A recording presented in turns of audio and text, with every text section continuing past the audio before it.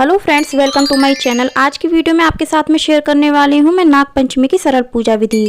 तो उसके लिए मैं सबसे पहले सामग्री शेयर कर रही हूँ। नाग पंचमी के दिन नाग देवता की पूजा करने के लिए हमें चाहिए होता है पीला चंदन, या फिर आप हल्दी भी ले सकते हैं। इसके बाद हमें चाहिए होते हैं अक्षत साबुत होने चाहिए, टूटे हुए नहीं होने चाहिए। इसके बाद हमने दीवार पर नाग का चित्र बनाने के लिए हमने यहाँ पर काजल लिया है। आप पेंसिल वाला काजल भी ले सकते हैं। अगर आप दीवार पर चित्र नहीं बनाना चाहते हैं तो आप नाग देवता की मूर्ति भी ले सकते हैं, या फिर आप मिट्टी के नाग देवता बना करके या फिर आटा के नाग देवता बना करके भी नाग पंचमी की पूजा कर सकते हैं। यहाँ पर मैंने एक देसी घी का दीपक लिया है। फ्रेंड्स, नाग पंचमी के दिन नाग देवता की पूजा की जाती है, और अगर आपको काल सर्प दोष है तो आप उसका निवारण भी आज कर सकते हैं। काल सर्प दोष निवारण कैसे किया जाता है वह भी मैं आपको बताऊंगी, वीडियो आप अंत तक देखिएगा। इसके बाद मैंने पूजा करने के लिए धूप बत्ती ले ली है। अब मैंने यहाँ पर मौली ली है। फ्रेंड्स, अगर आप नाग पंचमी की पूजा घर पर नहीं करना चाहते हैं तो आप घर से बाहर जा करके भी नाग देवता की पूजा कर सकते हैं। इसी तरह से आपको करनी है। इसके अलावा आप शिव मंदिर में जा करके भी नाग देवता की पूजा कर सकते हैं।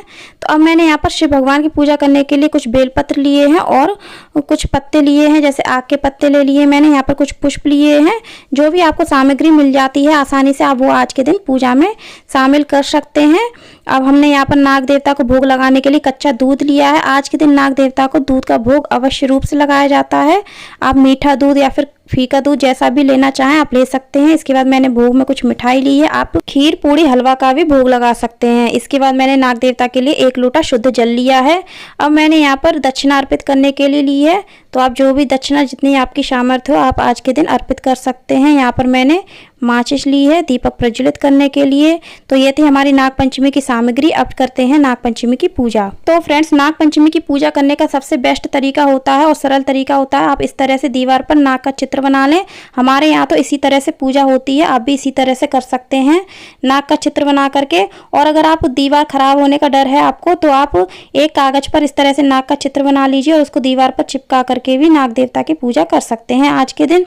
और अगर आप वो भी नहीं करना चाहते हैं तो आप मिट्टी के नाग देवता बना लें, या फिर मार्केट में जो नाग देवता का मूर्ति मिलती है आप उसको घर पर ले आएं और उसकी भी पूजा आज के दिन कर सकते हैं। आप आटा के नाग देवता बना करके भी उसकी पूजा कर सकते हैं, लेकिन आपको ध्यान रखना है अगर आप मूर्ति बनाते हैं तो आपको उनका विसर्जन भी करना है। तो फ्रेंड्स, अब हम पूजन करेंगे। पूजन करने से पहले हम दीपक प्रज्वलित करेंगे। दीपक को हम फूलों का या फिर अनाज का आसन देंगे। तो फ्रेंड्स, जैसा कि मैंने आपको बताया, अगर आपके घर पर शिव परिवार की फोटो है तो उसमें भी नाग देवता का चित्र होता है, तो आप उसमें भी नाग देवता की पूजा करके नाग पंचमी की पूजा कर सकते हैं। अब हम पूजन करेंगे तो हम नाग देवता को हल्दी का या फिर चंदन का तिलक करेंगे।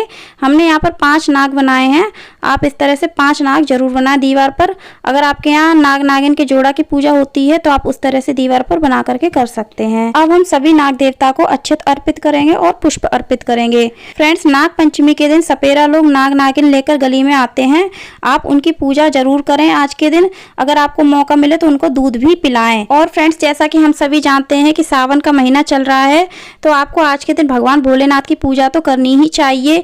और चूंकि नाग देवता भगवान भोलेनाथ को बहुत प्रिय हैं और नाग देवताओं को भी भोलेनाथ अति प्रिय हैं, तो आप आज के दिन भगवान भोलेनाथ की पूजा अवश्य करें। तो इसके लिए हमने यहाँ पर भगवान भोलेनाथ के नाम से इस तरह से बेलपत्र अर्पित किया है और आग का पत्ता भी अर्पित किया है। अब हम नाग को वस्त्र रूपी कलावा भी अर्पित कर देंगे। अब हम नाग देवता को दूध का भोग लगाएंगे, मिठाई का भोग लगाएंगे। जो भी आपने भोग बनाया है, अगर आपने खीर पूड़ी बनाई है तो आप उसका भोग लगाइए, लेकिन दूध का भोग अवश्य लगाइए, क्योंकि नागों को दूध पीना बहुत प्रिय होता है। तो आप दूध का भोग तो अवश्य ही लगाएं। अब हम दक्षिणा अर्पित करेंगे। इसके बाद हम नाग देवताओं को धूप दिखाएंगे। नागों को खुशबू बहुत प्रिय होती है, तो आप धूप जरूर दिखाएं। अब हम आरती करेंगे। आरती आप सबसे पहले भगवान गणेश की करिए, उसके बाद भगवान भोलेनाथ की करिए।